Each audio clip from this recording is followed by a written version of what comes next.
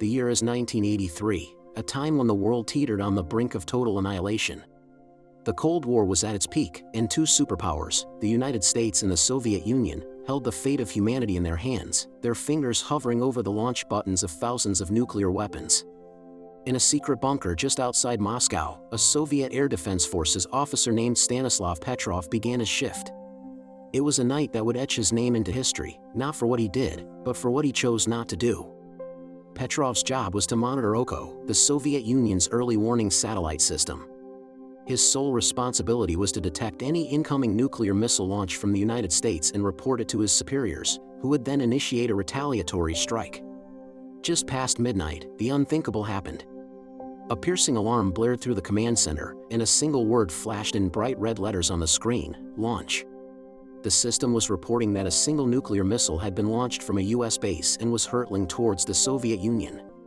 The computer models were unequivocal, the data seemed solid, and the protocol was crystal clear. Petrov was required to immediately report the launch up the chain of command. This action would trigger a devastating, full-scale nuclear counterattack against the United States and its allies. He had only minutes to make a decision that would either save the world or condemn it to a nuclear winter. The weight of billions of lives rested squarely on his shoulders. The sirens wailed, the lights flashed, and his subordinates stared at him, their faces pale with fear, waiting for his command. Every instinct, every ounce of his training, screamed at him to follow the protocol. But something felt wrong. A single missile launch seemed illogical. A first strike from the United States would surely involve hundreds, if not thousands, of missiles to cripple the Soviet response. Just as he was processing this, another alarm went off. A second missile was detected. Then a third, a fourth, and a fifth. All 5 missiles appeared to be heading towards the Soviet Union from the same American base. The system's confirmation level was at its highest. There was no ambiguity in the data presented to him. The tension in the room was suffocating. His team was in a state of panic, shouting at him to make the call. The direct line to his superiors was open, waiting for the report that would unleash hell on earth. Petrov later described the feeling in that moment as being like sitting on a hot frying pan. His mind raced, grappling with the terrifying implications of his choice. If he reported it and it was real, he would have done his duty, even if it meant the end of civilization. If he reported it and it was a false alarm, he would likely be disgraced, but the world would survive.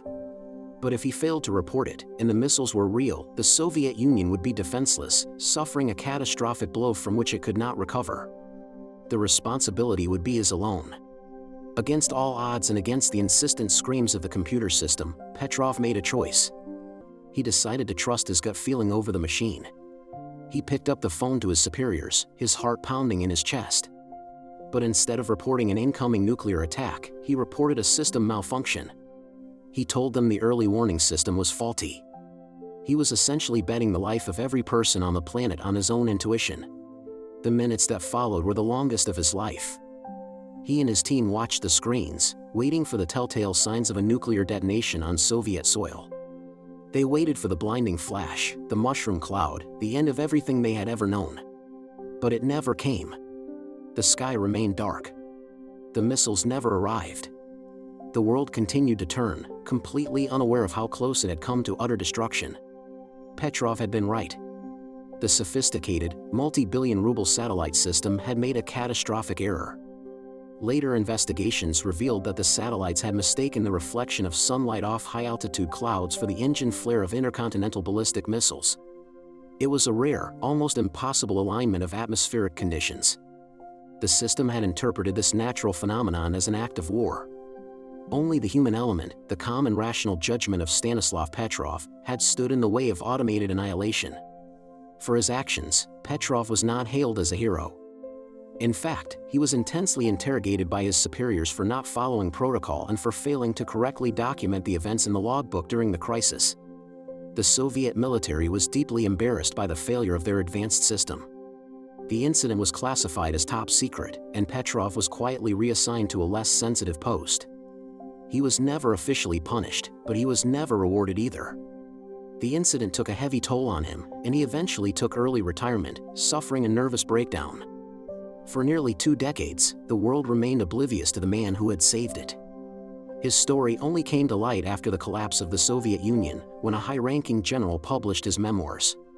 Stanislav Petrov lived a modest life in a small town near Moscow, largely unknown and uncelebrated. When asked about that fateful night, he never saw himself as a hero. He simply said, "I was just at the right place at the right time." He believed that anyone in his position should have done the same thing. But the truth is, in a system designed for automatic retaliation, his decision to pause, to question, and to use human judgment was extraordinary. He defied the logic of the Cold War machine. Stanislav Petrov passed away in 2017, but his legacy is a powerful reminder of the dangers of nuclear weapons and the critical importance of human oversight in an increasingly automated world. His story is a testament to the idea that one person's courage and conviction can indeed change the course of history. He was the man who, by doing nothing, saved everything.